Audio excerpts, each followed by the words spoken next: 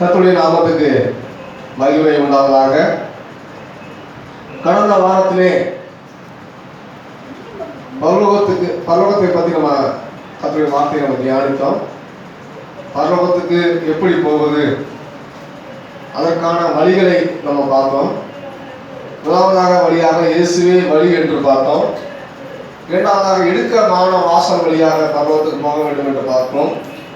மூன்றாவதாக உபத்திரவத்தின் வழியாக பரலோகத்துக்கு போக வேண்டும் என்று பார்த்தோம். நாலாவதாக அப்போஸ்தலர்கள் காட்டின வழியின் வழியாக பரலோகத்துக்கு போக முடியும் என்று பார்த்தோம். இன்றைக்கு அந்த பரலோகத்துக்கு யார் போவார்கள் என்ற தலைப்பில் கர்த்தருடைய வார்த்தையை நாம் தியானித்து போகிறோம். பரலோகத்துக்கு யார் போவார்கள்? எல்லாரும் போக முடியுமா? முடியாது. எல்லாரும் வர வேண்டும் என்றுதான் ஆண்டவர் விரும்புகிறார். ஆனா எல்லாரும் போக முடியாது. யார் போவாங்கன்னு தெரியல. வேதத்துல யார் போவார்கள் என்ற தலைப்பில் நம்ம கர்த்தருடைய வார்த்தையை தியானிக்க போகிறோம். முதலாவதாக யார் போவார்கள் பார்த்தீங்கன்னா, பிதாவின் சித்தம் செய்கிறவங்க மட்டும்தான் பரலோகத்துக்கு போவாங்க. மத்தேயு 7ஆம் அதிகாரம் 21 முதல் 23ஆம் வசனம் வரைக்கும். பரலோகத்தில் இருக்கிற என் பிதாவின் சித்தத்தின்படி செய்கிறவனே பரலோக ராஜ்யத்தில் பிரவேசிப்பனே அல்லாமல் என்னை நோக்கி கர்த்தாவே கர்த்தாவே என்று சொல்லுகிறவன் அதை பிரவேசிப்பதில்லை. அந்நாளில் அநேகர் என்னை நோக்கி கர்த்தாவே கர்த்தாவே உமது நாமத்தினாலே தீர்க்க தரிசனம் உரைத்தோம் அல்லவா, உமது நாமத்தினாலே பிசாசுகளை துரத்தினோம் அல்லவா, உமது நாமத்தினாலே அநேக அற்புதங்களை செய்தோம் அல்லவா என்பார்கள். அப்பொழுது நான் ஒரு காலம் உங்களை அறியவில்லை, அக்கிரம செய்யக்காரரே என்னை விட்டு அகன்று போங்கள் என்று அவர்களுக்கு சொல்லுவேன். ஹல்லேலூயா. இங்க பார்க்கிறோம், இயேசுவானவர் ஒரு உவமையை சொல்றாரு. பரலோகத்தில் இருக்கிற என் பிதாவின் சித்தத்தின்படி செய்கிறவனே பரலோகத்துக்கு போவான், வேற யாருமே போக மாட்டான் என்று சொல்றாரு. அடுத்தபடியா அடுத்த வசனம் வாசிக்கும் போது அநேகர் என்னை நோக்கி என்ன செய்வார்? கர்த்தாவே கர்த்தாவே உமது நாமத்தினாலே தீர்க்க தரிசனம் உரைத்தோம் அல்லவா, உமது நாமத்தினாலே பிசாசுகளை துரத்தினோம் அல்லவா, உமது நாமத்தினாலே அநேக அற்புதங்களை செய்தோம் அல்லவா என்று சொல்றாரு. இப்படி யார் சொல்றாங்க? யாரு? பெரிய பெரிய போதகர்கள், பெரிய தீர்க்கதரிசிகள், பிசாசுகளை துரத்துகிறவர்கள், அவங்க எல்லாரும் ஆண்டவர்கிட்ட வந்து கெஞ்சுறாங்க. நம்ம நாமத்தினால அதை செஞ்சோம் அல்லவா, அதை செஞ்சோம், கட்டடம் கட்டணும்னு சொல்றாங்க, பெரிய எல்லாமே சொல்றாங்க. ஆனா ஆண்டவர் என்ன சொல்றாரு? அக்கிரமம் செய்யும் காரியத்தை விட்டு அகன்று போவாரு, யாருன்னே தெரியாது சொல்றாரு. இதோட ஒரு கேவலமான ஒரு வார்த்தை இருக்குதா? ஒரு ஆச்சரியமான விஷயம். இன்னைக்கு கிறிஸ்தவர்கள் எல்லாமே பரலோகத்துக்கு போயிடுவாங்களா? சபைக்கு வரவங்க எல்லாமே பரலோகத்துக்கு போயிடுவாங்களா? ஊழியர் செய்கிற எல்லாமே பரலோகத்துக்கு போயிடுவாங்களா? ஒரு பெரிய கேள்விக்குறியாக இருக்கு. பெரிய தீர்க்கதரிசி, பெரிய அப்போஸ்தலர்கள், பெரிய பிசாசுகளை துரத்துறவங்க, தீர்க்கதரிசி சொல்றவங்க, அற்புதம் செய்யறவங்க எல்லாரும் வந்து கெஞ்சுறாங்க ஆண்டவர்கிட்ட வந்து. நம்ம நாமத்தினால அவ்வளோ செஞ்சவங்களவா, நாங்கள் எல்லாம் எவ்வளோ பண்ணியிருக்கோம், உங்களுக்காக ஊழி செஞ்சிருக்கோம்னு சொல்றாங்க. ஆனா யாரும் போக முடியல. ஒரே ஒரு வார்த்தையை சொல்றாரு, பிதாவின் சித்தம் செய்கிறவங்களுக்கு தான் பரலோகத்துக்கு போக முடியும், யாருமே அதை செய்ய முடியாது, செல்ல முடியாது என்று சொல்றாரு. பிதாவின் சித்தம் செய்யணும். நீ பிதாவின் சித்தம் செய்யாம சர்ச்சுக்கு வந்தாலும் சரி, காணிக்கை கொடுத்தாலும் சரி, வசனங்களை பார்க்காம சொன்னாலும் சரி, பல ஊழியர்கள் செய்தாலும் சரி, பரலோகத்துக்கு போக முடியாது. ஹல்லேலூயா. பிதாவின் சித்தம் செய்தால் மட்டும்தான் பரலோகத்துக்கு போக முடியும். பிதாவின் சித்தம் செய்து கரெக்டாக அந்த வழியில் நடக்கும்போது தேவன் அந்த வழியை திறப்பார். ஹல்லேலூயா, ஹல்லேலூயா. இந்த பிதாவின் சித்தம் என்ன என்ற ஒரு 4 விதமான காரியங்களை பார்க்க போகிறோம். முதலாவதாக பிதாவின் சித்தம் என்ன என்று நம்ம தெரிந்து கொள்வது மிகவும் முக்கியமான காரியம். 1 தீமோத்தேயு 2ஆம் அதிகாரம் 4ஆம் வசனம். பிதாவின் சித்தம் என்ன? நாம் எல்லா பக்தியோடும் 1 தீமோத்தேயு 2ஆம் அதிகாரம் 4ஆம் வசனம். எல்லா மனுஷரும் ரட்சிக்கப்படவும் சத்தியத்தை அறிகிற அறிவை அடையவும் அவர் சித்தமுள்ளவர் ஹalleluya. முதல் சித்தமாக அவர் எல்லா மனுஷரும் ரட்சிக்கப்படவும் சத்தியத்தை அறிகிற அறிவை அடையவும் அவர் சித்தம் உள்ளவராக இருக்கிறார். எல்லா மனுஷரும் ரட்சிக்கப்பட வேண்டும் என்று அவர் விரும்புகிறார். இந்த உலகத்தின் பாவத்துக்காக இயேசு வந்தார்.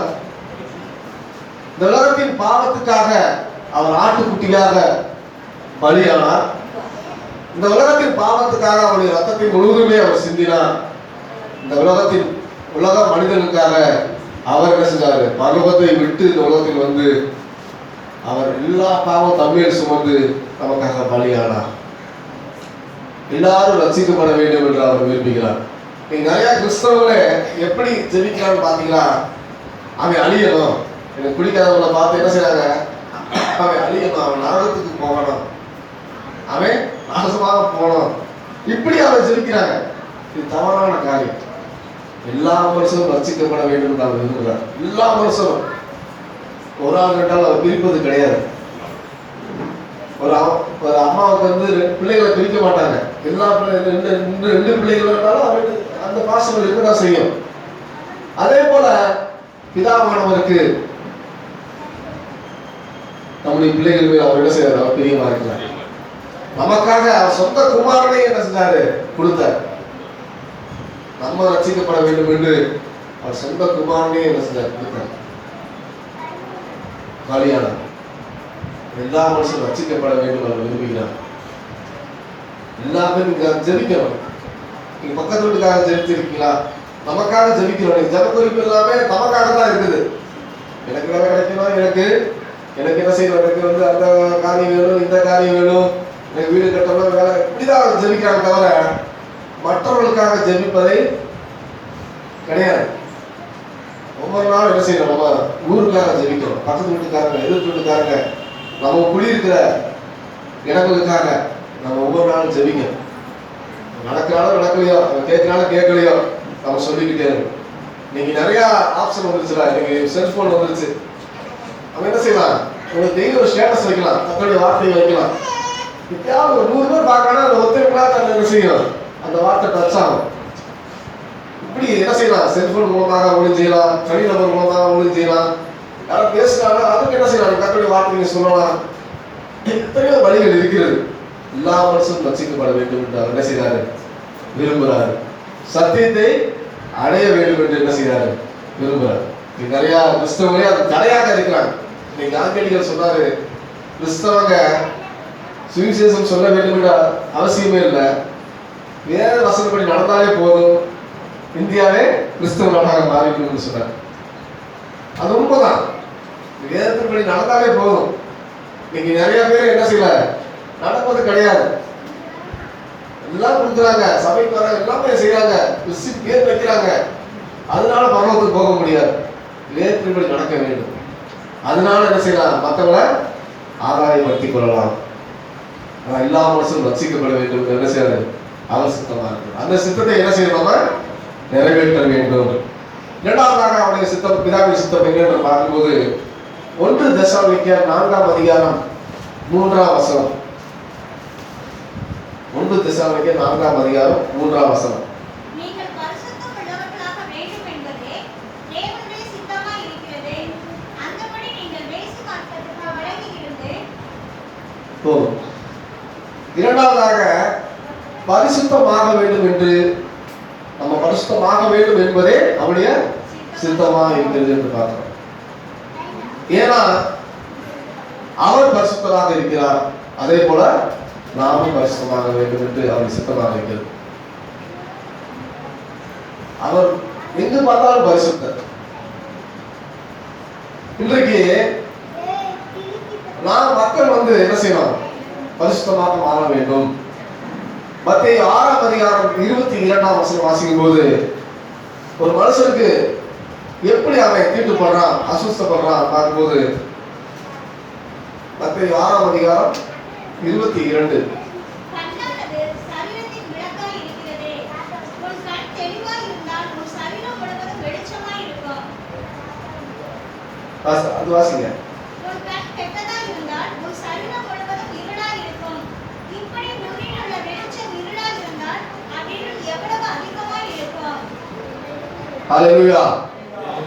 கண்ணானது சரீரத்தின் விளக்காக இருக்கிறது. ஒரு மனுஷனுக்கு அவன் பாவத்துக்கு உள்ளாக மாறினான் என்று சொன்னா அவன் கண்கள் வழியாக தான் முதல்ல என்ன செய்யுது? பாவம் ஒரு சரீரத்துக்கு வருது. அது கண் நல்லா இருந்தா சரீரம் முழுவதும் எப்படி இருக்கும்? நல்லதா இருக்கும். ஒரு கண் கெட்டதாக இருந்தா சரீரம் முழுவதுமே கெட்டதாக இருக்கும்.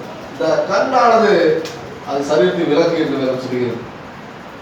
ஒரு அந்த நாள் என்ன செய்ய மனிதனுக்கு தீட்டுப்படுது, அவன் என்ன செய்யலாம்? பரிசுத்த குலைச்சலாக மாறுகிறான். இந்த கண்கள் மிகவும் முக்கியம். கண், காது, மூக்கு. கண், வாய், செவி, இந்த மூன்றுமே மிகவும் முக்கியம். காது வழியாக என்ன செய்யறோம்? நம்ம கேட்கிறோம். வாய் வழியாக பேசுகிறோம். கண்கள் வழியாக பார்க்கிறோம். இந்த மூன்றுக்குமே ஒரே தான். அந்த மூன்றுமே நம்ம பரிசுத்தப்படுத்த வேண்டும். நல்ல வார்த்தைகள் பேசும். எப்பயுமே நெகட்டிவாக பேசுவாங்க, புலம்பிக்கிட்டே இருப்பாங்க. புலம்பல் கர்த்தருக்கு அருவருப்பானவைகள் இருக்கிறது சொல்லிடுது. எப்ப பார்த்தாலும் புலம்பிக்கிட்டே இருப்பாங்க, நல்ல வார்த்தைகளை பேசவே மாட்டாங்க. வண்டி போயிட்டு ஆக்சிடென்ட் ஆயிடுச்சுன்னா என்ன பண்ண வந்துருவாங்க. இப்படி அந்த நெகட்டிவான வார்த்தைகளே பேசிட்டு இருப்பாங்க. அதே போல கேட்பதும் அப்படிதான், நெகட்டிவான வார்த்தைகளே கேட்டுட்டு இருப்பாங்க. பார்த்ததும் அப்படியே பார்த்துட்டு இருப்பாங்க. இப்படியே இருந்தா என்ன செய்ய முடியும்? நம்ம பரிசுத்தமாகவே முடியாது. நம்மளை பரிசுத்தம் ஆகிறது ஒரே ஒரு வழிதான். ஒரு வாலிபன் தன் வழியை எதிரால் சுத்தம் பண்ணுவான், தன் வேதத்தின்படி தன்னை காத்துக் கொள்ளுகிறான் தானே. நம்ம எதிராக சுத்தம் பண்ணுவது ஒரு பெரிய ஒரு பாத்திரம் இருக்கலாம், நம்ம சுத்தப்படுத்தோம்னா பெரிய அழுக்கா இருக்குது. ஒரே தண்ணியில் அலசினா என்ன செய்யாது? சுத்தமாகாது. அலசி கொண்டே இருக்கணும், அதை கழுவி கொண்டே இருக்கும்போது அது சுத்தமாகணும். அதே போல நம்முடைய இருதயங்கள், நம்முடைய உள்ளங்கள் அனைத்துமே சுத்தமாக வேண்டும் என்று சொன்னா இந்த வசனம் மட்டும்தான். ஹல்லேலூயா. இந்த வசனத்தை நீங்க படித்துக் கொண்டே இருக்க வேண்டும். ஒவ்வொரு நாளும் படித்துக்கிட்டு அதனுடைய நடக்கும்போது நம்ம என்ன செய்வோம்? பரிசுத்தமாக்கப்படுவோம். ஹல்லேலூயா. பரிசுத்தமாகிறவன் இன்னும் பரிசுத்தமாகட்டும் என்று வேதம் சொல்லுகிறது. பரிசுத்தமாக பார்த்தா நம்மளுக்கு பரிசுத்தமாகிட்டே இருக்கிறது. அவர் பரிசுத்தமாக இருக்கிறது போல நாமும் பரிசுத்தமாக வேண்டும் என்பது அவருடைய சித்தமாக இருக்கிறது. மூன்றாவதாக அவருடைய சித்தம் என்ன என்று பார்க்கும்போது யோவான் 6ஆம் அதிகாரம் 40ஆம் வசனம்.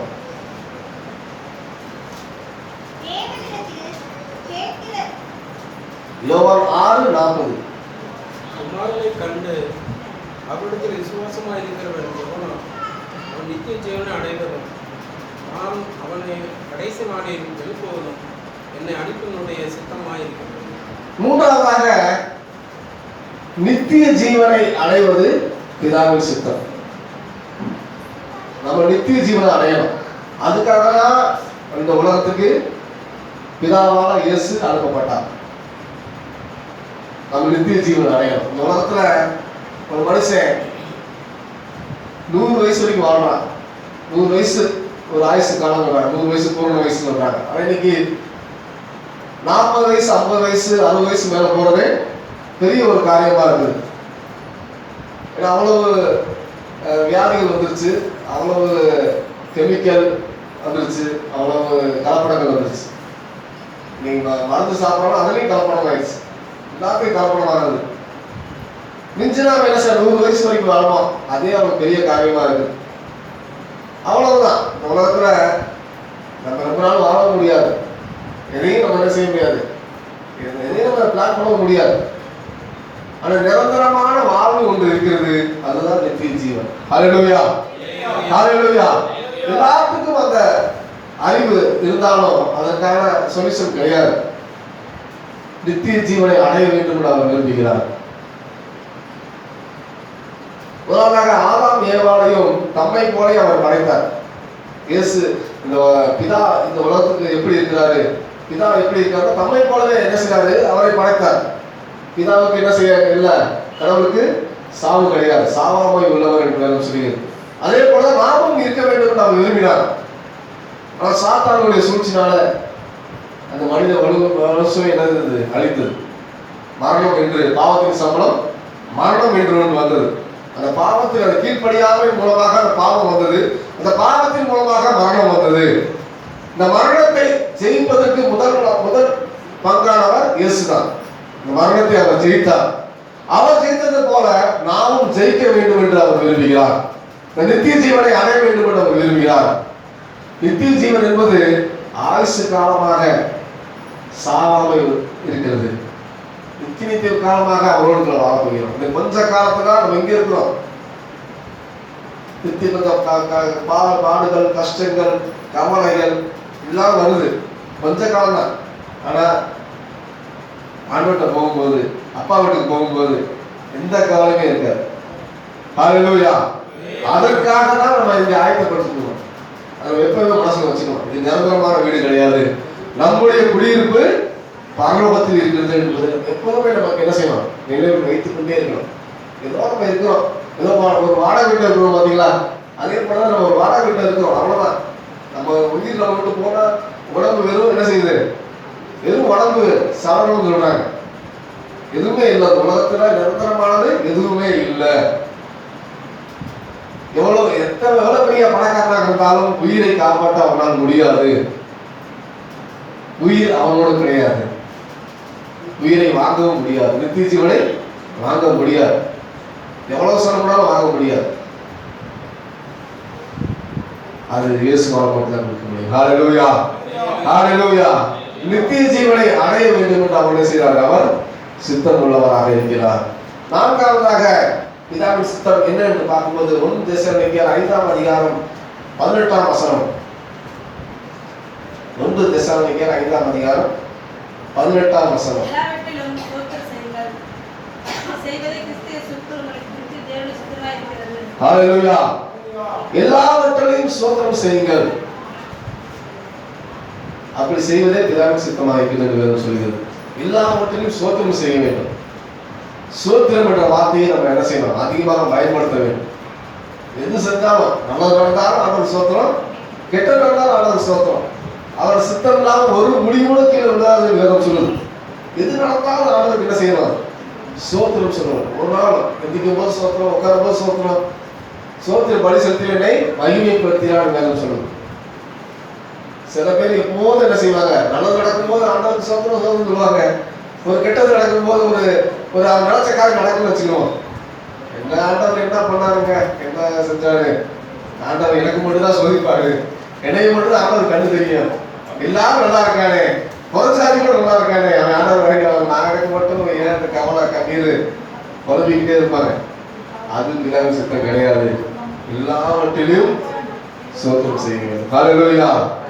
எது நடந்தாலும் ஸ்தோத்திரம். எந்த காலத்திலும் எந்த நேரத்திலும் என்ன செய்யலாம்? அவரை துதிப்பதற்கு என்ன செய்யலாம்? வல்லவராக இருக்க வேண்டும். ஹல்லேலூயா, ஹல்லேலூயா. இந்த பிதாவின் சித்தம் பார்த்தீங்கன்னா 4 தான். இந்த 4 நிறைய காரியங்கள் இருக்கிறது.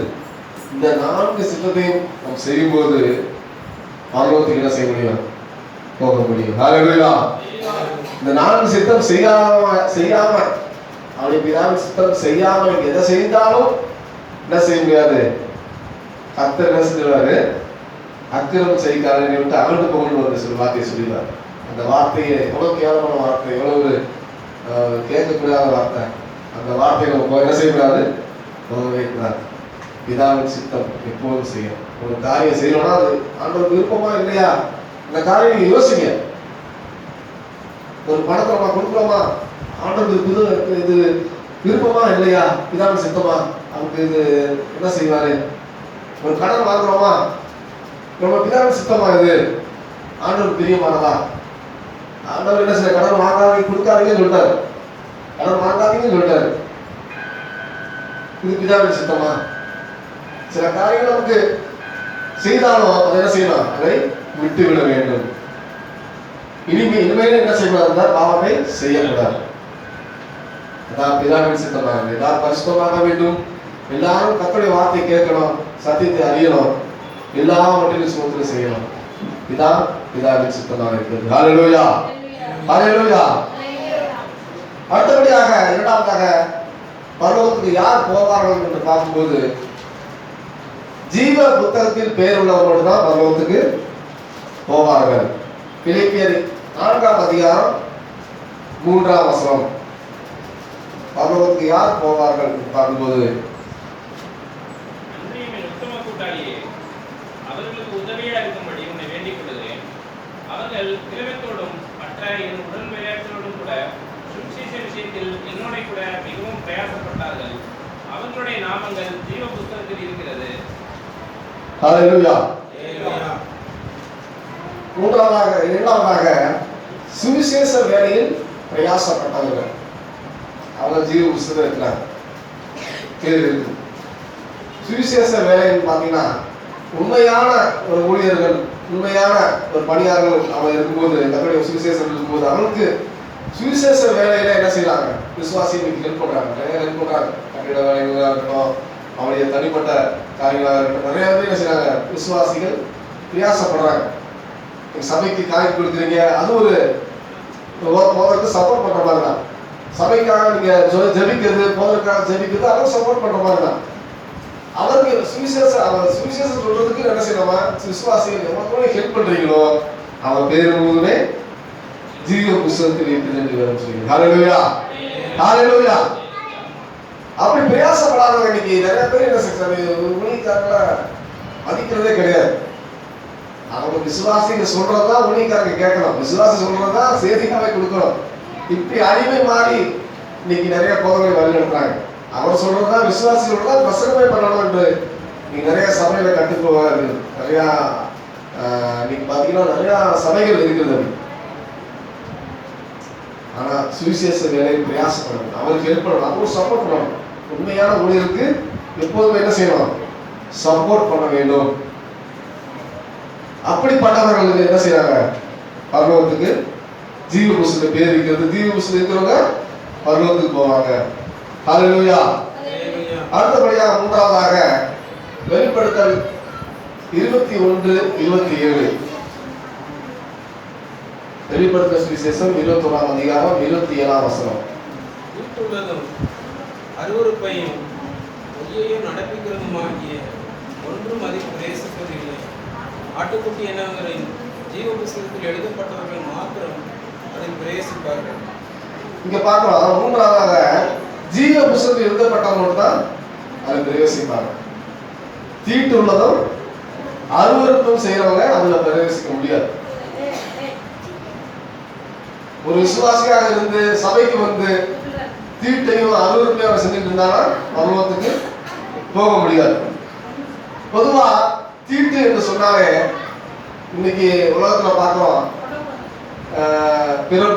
பிறப்பு தீட்டு, இறப்பு தீட்டு, கன்னி தீட்டு, அப்புறம் அங்க மாதவிடாய், பெண்களுக்காக மாதவிடாய் தீட்டுன்னு சொல்லுவாங்க. இப்படி தீட்டுகள் உலகத்துல பிரிக்கப்பட்டு அவங்கள பார்க்கக்கூடாது, 16 மணி நேரம் ஒதுக்கி வச்சுருவாங்க. சில பேர்த்த பார்த்தாலே தீட்டு சொல்லுவாங்க. உலகத்துல தீட்டுகள் அப்படி இருக்குது. ஆனா இயேசு அதை மாற்றாரு. யார் அவரை ஒதுக்குறானோ, யார் அவரை விளக்குறானோ அதன் மூலமாக என்ன செஞ்சாரு இயேசு? உலகத்துக்கு பெண்ணு யார் பெண்ணை நீங்க ஒதுக்குறாங்க? பழைய பாடம் முழுதுமே பெண்ணை ஒதுக்குனாங்க. அந்த பெண்கள், அந்த பெண் மூலமாக, பெண் வித்தாக இயேசு கிறிஸ்து உலகத்துக்கு வந்தார். ஹalleluya. ஹalleluya. எல்லாவற்றையும் மாற்றினார், அப்படியே மாற்றுறாரு. அவன் என்னென்ன தீட்டு சொல்றானோ எல்லாத்தையும் என்ன செய்யறாரு? மாற்றுறாரு. அவர் மாற்றி என்ன செய்யறாரு? பெண் வித்தாக அவர் பிறக்கிறார். ஹalleluya. ஹalleluya. எல்லாவற்றையும் என்ன செய்யறாரு? மாற்றுறார். மத்தேயு 15ஆம் அதிகாரம் 11ஆம் வசனம் வாசிக்கும் போது 15:11 வாய்க்குள்ளே போகிறது மனுஷனை தீட்டுப்படுத்தாது, வாயிலிருந்து புறப்படுகிறதே மனுஷனை தீட்டுப்படுத்தும் என்றார். இங்க ஒரு புரட்சிகரமான ஒரு வார்த்தையை சொல்றாரு. எது யாருமே கேள்விப்படாத வார்த்தை. வாய்க்குள்ள போறது மனுஷனை தீட்டுப்படுத்தாது, வாயிலிருந்து புறப்படுகிறதே மனுஷனை தீட்டுப்படுத்தும் என்று சொல்றாரு. அதை பார்க்கும்போது 17 முதல் 20 வசனம் வாசிங்களேன். 17 முதல் 20 வசனம் வரை. வாய்க்குள்ளே போகிறதெல்லாம் வயிற்றுக்குள்ளே சென்று ஆசன வழியாய் கழிந்து போம் என்பதை நீங்கள் இன்னும் அறியவில்லையா? வாயிலிருந்து புறப்படுகிற இருதயத்திலிருந்து புறப்பட்டு வரும் அவைகளை மனுஷனை தீட்டுப்படுத்தும். இப்படியெனில் இருதயத்திலிருந்து பொல்லாத சிந்தனைகளும், கொலைபாதகங்களும், உபச்சாரங்களும், வேசித்தனங்களும், களவுகளும், பொய்சாட்சிகளும், சூஷணங்களும் புறப்பட்டு வரும். இவைகளே மனுஷனை தீட்டுப்படுத்தும். கை கழுவாமல் சாப்பிடுகிறது மனுஷனை தீட்டுப்படுத்தாது என்றார். இங்க பார்க்கிறோம் ஒரு பெரிய இஸ்ரேல் மக்களுக்கும் இயேசுக்கும் பெரிய வாக்குவாதம் வருது. அவங்க சீசனுக்கு கை கழுவாம சாப்பிடுறாங்க. அதை பார்த்தீங்கன்னா கை கழுவாம சாப்பிடுறது ஒரு தீட்டு நடப்பாங்க. இப்படி தீட்டு இருக்காங்களா, இப்படி இருக்காங்களா, இப்போ விசுவாசிக்க அவங்க சீசன் இருக்காங்கன்னு சொல்லும்போது அந்த ஒரு வாக்குவாதம் வரும்போது இயேசு இந்த வார்த்தையை சொல்றாரு, வாய்க்குள்ள போறதுனாலே மனுஷனை என்ன செய்யாது, தீட்டுப்படுத்தாது. ஒரு மனுஷன் இதயத்திலிருந்து என்ன வருதோ அதான் மனுஷனை தீட்டுப்படுத்தும். இதயத்துல நம்ம இதயத்துல என்னென்ன சிந்தனைகள் வருதுன்னு பாத்தீங்கன்னா 19 வருஷத்துல பொல்லாத சிந்தனைகள் என்ன செய்யுது, வருது. கொலை பாதங்கள், கொலை செய்யணும் இதயத்துல நினைக்கிறான். பாத்தீங்களா, இதயத்திலே கொலை செய்யணும் இல்லையோ அது இதயத்துல நினைக்கிறான். ரெண்டாவது விபச்சாரங்களும் வேசித்தனங்களும் களவுகள் பொய் சாட்சிகளும் தூஷணங்களும் என்ன செய்யும், புறப்பட்டு வருமா. இது ஒரு மனுஷனுடைய மனசுல இதயத்துல இவ்வளவு காரியம் இருக்குது. எந்த காரியம் இருந்தாலும் ஒரு மனுஷன் என்ன செய்யும், தீட்டுப்படுத்தும். கை கழுவாம சாப்பிடுறது ஒரு மனுஷனை தீட்டுப்படுத்தாதுன்னு சொல்றார். ஒரு புரட்சிகரமான ஒரு வார்த்தையை சொல்றார். யாரும் கேள்விப்படாத வார்த்தையை சொல்றார். இன்னைக்கு நிறைய பேர் அப்படிதான் சொல்றாங்க. வெளியரங்கமா தீட்டு சொல்றான், அவன் பார்த்தா தீட்டு, பெண்களை ஒதுக்கி வைக்கிறான். அந்த தீட்டு நாட்கள்ல பெண்கள் என்ன செய்ய மாட்டான், எங்கேயுமே விசேஷ வீட்டுக்கு போக மாட்டான், கோயிலுக்கு கூட்டு போக மாட்டான். அவனை ஒரு பெண்களை ஒரு தீட்டாகவே நினைச்சு ஒரு தாழ்மையாக நினைச்சுக்கிறான். இயேசு என்ன செய்யறார், மாட்டிக்கிறார். நீ இப்படி தீட்டு சொல்றியப்பா, இதுல நீ என்னென்னமோ வைகிற, என்னென்னமோ பேசுற, என்னென்னமோ வார்த்தைகளை பேசுற, கொலை செய்யற, எல்லாமே பண்ற, இதுதான் தீட்டு, மற்றபடி இதுதான் தீட்டு கிடையாது. கோச்சியமான வார்த்தை சொல்றான். தீட்டு என்ன செய்யலாம், தீட்டு உள்ளவன் இந்த மனசுக்குள்ள கொள்ளாத இதயம் உள்ளவன், கொள்ளாத கொலை பாதங்கள் தீட்டு இருக்கிறவன் என்ன செய்ய முடியாது, இவன் தான் பருவத்துக்கு போக முடியாது. தவிர இவன் மனுஷன் என்ன செய்ய ஒரு சரியான இந்த தீட்டு என்ன செய்ய முடியாது. அது உடனே போயிடும். மனுஷனுடைய இதயங்களிலிருந்து என்ன வார்த்தை வருதோ அந்த வார்த்தை மூலதான் மனுஷனுக்கு தீட்டுப்படுத்த போடுவான். அந்த தீட்டு படுகிறவன் பருவத்துக்கு செல்ல முடியாது. அடுத்தபடியாக அருவருப்பு, தீட்டு உள்ளது அருவருப்பு பருவத்துக்கு போக முடியாது. இந்த அருவருப்புனா என்ன, நீதிமொழிகள் 11ஆம் அதிகாரம் 1ஆம் வசனம் வாசிக்கும் போது, நீதிமொழிகள் 11ஆம் அதிகாரம் 1ஆம் வசனம், கர்த்தருக்கு அருவருப்பானது, சுத்தரையான நிறைகளோ அவருக்கு பிரியம். 20:12 நீதிமொழிகள் 11:20 11:20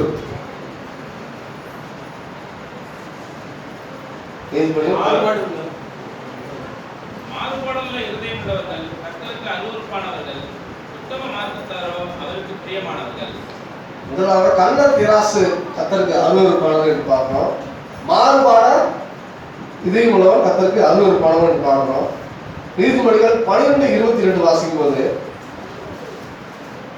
பொய் உதடுகள் கர்த்தருக்கு அருவருப்பானவைகள், பொய் உதடுகள் கர்த்தருக்கு அருவருப்பானவைகள். நீதிமொழிகள் 16:5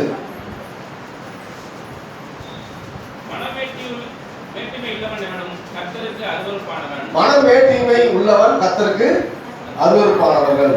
நீதிமொழிகள் 28:9 வாசிக்கும் போது, வேதத்தை கேளாதபடி தன் செவியை விலக்குகிறவனுடைய ஜெபம் அருவருப்பானது. வேதத்தை கேளாதபடி தன் செவியை விலக்குறவனுடைய ஜெபமும் அருவருப்பானது. இங்க பார்க்கிற எத்தனை அருவருப்பு இருக்கு. கள்ளத்திராசு ஒரு என்ன செய்யலாம், கள்ளத்தனமாக சம்பாதிக்கிறானா அவன் கர்த்தருக்கு அருவருப்பானவன். மனம் வேட்டிமை உள்ளவன், வேட்டிமையாக பெருமை யாருக்கு இருக்கிறதோ அவர் கர்த்தருக்கு அருவருப்பானவர்கள். வேதத்தை கேளாதபடி தன் செவியை விலக்குறவனுடைய ஜெபமும் அருவருப்பானவர்கள். இன்னைக்கு வேதத்தை நடக்காம கேட்காம நீங்க எவ்வளவு ஜெபித்தாலும், எவ்வளவு உபவாசம் பண்ணாலும், எவ்வளவு நீங்க பண்ணாலும் அது கர்த்தருக்கு அருவருப்பானது. இப்படி அருவருப்பானவர்கள் கர்த்தருக்கு என்ன செய்ய முடியாது, பரலோக ராஜ்யத்துக்கு செல்ல முடியாது. இப்படிப்பட்டவங்க நம்ம இருக்கிறோமா என்று சில சிந்தித்து பார்க்கணும். இப்படி நம்ம ஏதாவது இருக்கிறோமா, நம்ம கள்ளத்திராசு பண்றோமா, ஏதோ நம்ம கோல்மால் பண்றோமா, லஞ்சம் வாங்குறோமா, பொய் உதடுகளா பேசுறோமா, பொய்யாவே பேசிக்கிறோம், சில பேர் பொய் பேசுறோமா. இப்படி இருந்தால் நம்ம எப்பொழுதும் என்ன செய்யணும், மனதிருக்க வேண்டும். அப்படிப்பட்டவர்கள் பரலோகத்துக்கு செல்ல முடியாது. அடுத்தபடியாக 4ஆவதாக சத்தியத்தை கை கொள்கிறவர்கள் பரலோகத்துக்கு போவாங்க. யார் போவாங்கன்னு பார்க்கும்போது சத்தியத்தை கை கொள்கிறவர்கள். யோவான் 8ஆம் அதிகாரம் 32ஆம் வசனம். யோவான் 8ஆம் அதிகாரம் 32ஆம் வசனம். சத்தியத்தையும் அறிவீர்கள், சத்தியம் உங்களை விடுதலையாக்கும் என்றார். சத்தியத்தை அறிவீர்கள், சத்தியம் உங்களை விடுதலையாக்கும். சத்தியத்தை என்ன செய்யணும்?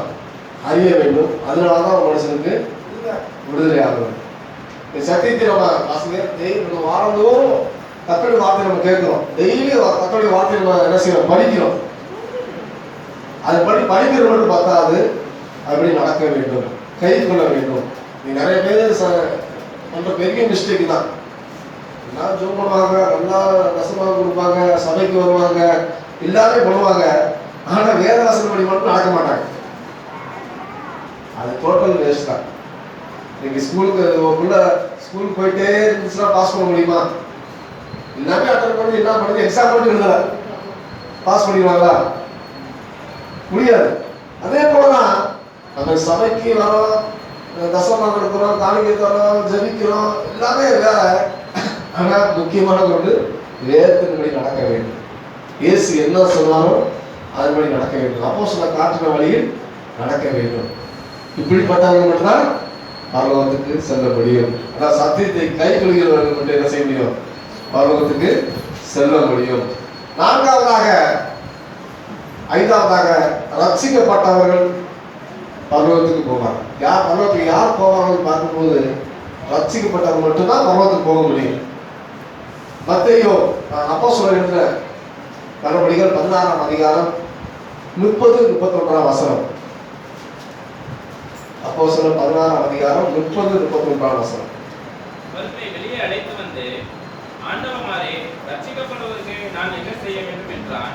அதற்கு அவர்கள், கர்த்தராகிய இயேசு கிறிஸ்துவை விசுவாசி, அப்பொழுது நீயும் உன் வீட்டாரும் ரட்சிக்கப்படுவீர்கள் என்று சொல்லி. ஹல்லேலூயா. சிம்பிளானதா.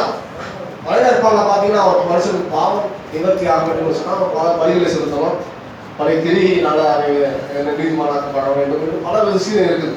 இன்னைக்கு நிறைய பேர் பார்த்தீங்கன்னா நேர்த்தி கடன் என்ற பேர் என்ன செய்யறாங்க? உடல்களை மருத்திக்கு என்ன செய்ய கிழிக்கிறாங்க, ரத்தம் சிந்துறாங்க, அவன் என்ன செய்யறான்? என்னென்னமோ பண்றான்.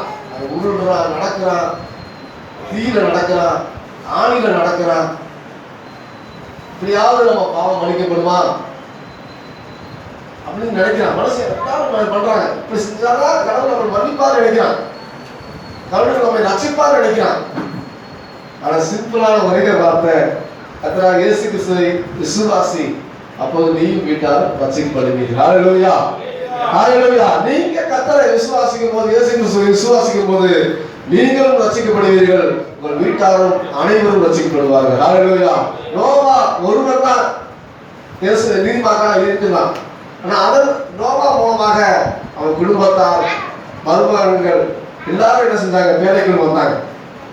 அதே போலதான் நீங்க ஒருத்தர் ரட்சிக்கப்பட்டீங்கன்னா, இயேசு கிறிஸ்துவை விசுவாசி ரட்சிக்கப்பட்டீங்கன்னா, உங்கள் உற்றார் உறவினர்கள், விசுவாசிகள், உங்கள் குடும்பத்தார்கள் முழுவதுமே என்ன செய்வாங்க? ரட்சிக்கப்படுவார்கள். ஹல்லேலூயா. அதனால இயேசு கிறிஸ்துவை விசுவாசித்தாலே போதும், நம்ம ரட்சிக்கப்பட்டோம் என்று அர்த்தம். ரட்சிப்பு என்று பார்த்தீங்கன்னா, ரட்சிப்பு என்ற வார்த்தை காப்பாற்றுவது. ஒரு மனுஷன் ஒரு ஆபத்து நிலைமையில இருக்கும்போது காப்பாற்றப்படுவதுதான் ரட்சிப்பு என்று அர்த்தம். இந்த உலகத்திலே ஒரு பெரிய ஆபத்து நம்ம இருக்கிறோம். இந்த உலகமே ஒரு ஆபத்து தான், வாழ்க்கையில ஒரு போராட்டம் தான். அடுத்த நிமிஷம் என்ன நடக்கணும் தெரியாது, அடுத்த நாளைக்கு என்ன நடக்கணும் தெரியாது, எதுவுமே தெரியாம தான் வாழ்ந்துட்டு இருக்கோம். பல பிளான் பண்ணாலும் எதுவுமே தெரியல நம்மளுக்கு. நாளைக்கு ஒரு பிளான் பண்றோம், அது நடக்குமோ நடக்காதுன்னு தெரியல. அப்படிப்பட்ட ஒரு இருளான உலகத்தை நம்ம வாழ்ந்து கொண்டு வருகிறோம். அழிவுக்கு அக்னிக்கு எரியான உலகத்தை நம்ம வாழ்ந்துட்டு இருக்கோம். யாரையும் நம்ப முடியல, யாரும் நம்பி எதையும் சொல்ல முடியல, யாரும் உதவி கேட்க முடியல. அப்படிப்பட்ட உலகத்தை நம்ம வாழ்ந்துட்டு இருக்கோம். அந்த ரட்சிப்புக்காக நம்ம ஏங்கிக்கிட்டு இருக்கோம். சில பேர் சொல்லுவாங்க, இறந்தாதான் எனக்கு நிம்மதி. அந்த அவன் தன்னை தெரியாம அந்த அவனுக்கு வருது அந்த வார்த்தை, இறந்தாதான் எனக்கு நிம்மதி, இந்த உலகத்துக்கு போனாதான் எனக்கு நிம்மதி, எங்க போனாலும் நிம்மதியே இல்லை. மனுஷனுக்கு அவ்வளவு இந்த பாரமான உலகத்தை நம்ம வாழ்ந்துட்டு இருக்கோம். ரட்சிப்புக்காக வாழ்ந்துட்டு இருக்கோம். அந்த ரட்சிப்பு உள்ளவர்கள் தான் என்ன செய்ய முடியும்? பரலோகத்துக்கு போக முடியும். இயேசு கிறிஸ்துவை விசுவாசிங்க, அவர் நம்பணும். நம்முடைய விசுவாசம் எப்படிப்பட்டதாக இருக்கிறது? நீங்க சபைக்கு வரும்போது விசுவாசம் தெரிஞ்சிடும். என்ன செய்வாங்க? சீக்கிரம் வருவாங்க, சில பேர் நேரிட்டா வருவாங்க, சில பேர் சபை முடிச்சவர்கள் வருவாங்க, சில பேர் வராமே போயிடுவாங்க. அவன் விசுவாசம் அப்படிப்பட்டதாக தான் இருக்குது. நீங்க வேலைக்கு ஒரு மனுஷன் போறான்னா அவன் 10 மணிக்கு வரலாம், 12 மணிக்கா போவான், கரெக்டா போயிடுவான்ல. அது சபைக்கு மட்டும் ஏன் அப்படி வரான்? கத்தோலிக்க வார்த்தைக்கு அசால்ட்டு. அந்த விசுவாசம் அப்படிப்பட்டதாக தான் இருக்குது. விசுவாசம் சரி, நம்ம எப்போ என்ன செய்யுது? வெளில போவோம், வேகமா வேகமா போறது. அப்படி விசுவாசம் அப்படிப்பட்டதாக இருக்கிறது. அந்த விசுவாசம் எப்படிப்பட்டதோ அதன்படி நடக்கும். அதான் உண்மை. அந்த விசுவாசம் எப்படிப்பட்ட நடக்கும் அதன்படி தான் நடக்கும். சின்ன விசுவாசம் சின்னதாக நடக்கும், பெரிய விசுவாசம் பெருசா நடக்கும். அவ்வளவுதான் வித்தியாசம். விசுவாசம் படி ஆக கிடக்குது என்று சொல்றாரு பேசு. நம்ம விசுவாசம் எப்படிப்பட்டதாக இருக்கிறது? விசுவாசத்தினால் இயேசு கிறிஸ்துவை முழுவதுமாக விசுவாசிக்க வேண்டும். அவர் சொல்வதை நம்ப வேண்டும். அப்போஸ்தலர் 4ஆம் அதிகாரம் 12ஆம் வசனம் வாசிக்கும் போது, அப்போஸ்தலர் 4ஆம் அதிகாரம் 12ஆம் வசனம்,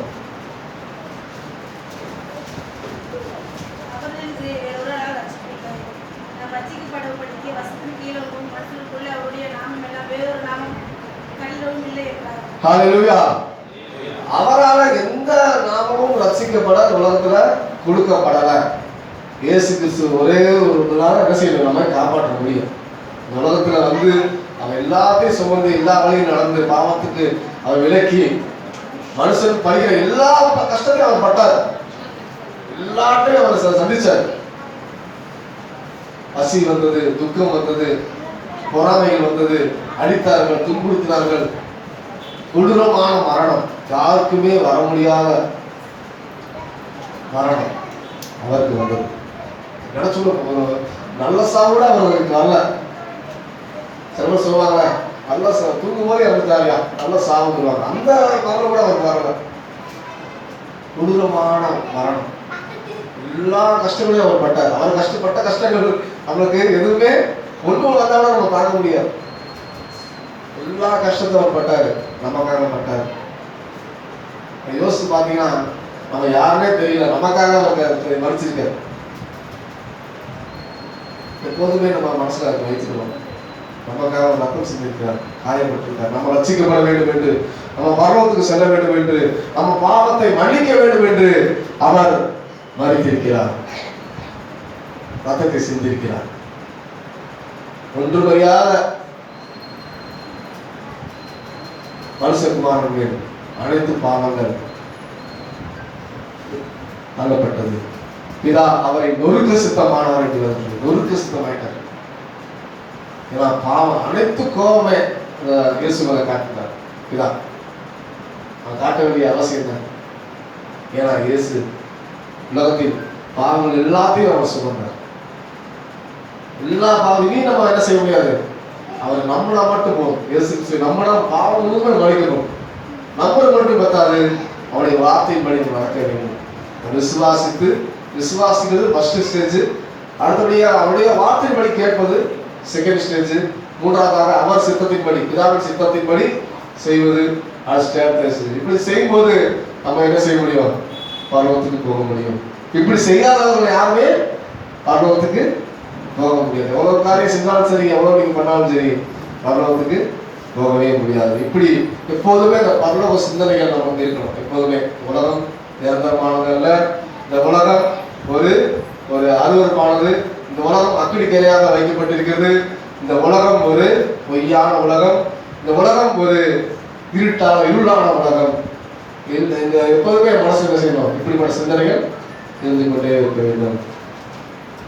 மறுபடியும் பார்ப்போம். பரலோகத்துக்கு யார் போவார்கள் என்று பார்க்கும்போது, முதலாவதாக பிதாவின் சித்தம் செய்வர்கள் மட்டும்தான் பரலோகத்துக்கு போவார்கள். இரண்டாவதாக ஜீவ புஸ்தகத்தில் பேர் உள்ளவர்கள் பரலோகத்துக்கு போவார்கள். மூன்றாவதாக சத்தியத்தை கை கொள்கிறவர்கள் மட்டும்தான் பரலோகத்துக்கு போவாங்க. அடுத்தபடியாக நாலாவதாக ரட்சிக்கப்பட்டவர்கள் பரலோகத்துக்கு போவார்கள். இப்படிப்பட்ட கர்த்தருடைய வார்த்தையை நாம் ஆசீர்வதித்து தாமே தேவன் ஆசீர்வதிப்பாராக. ஆமென்.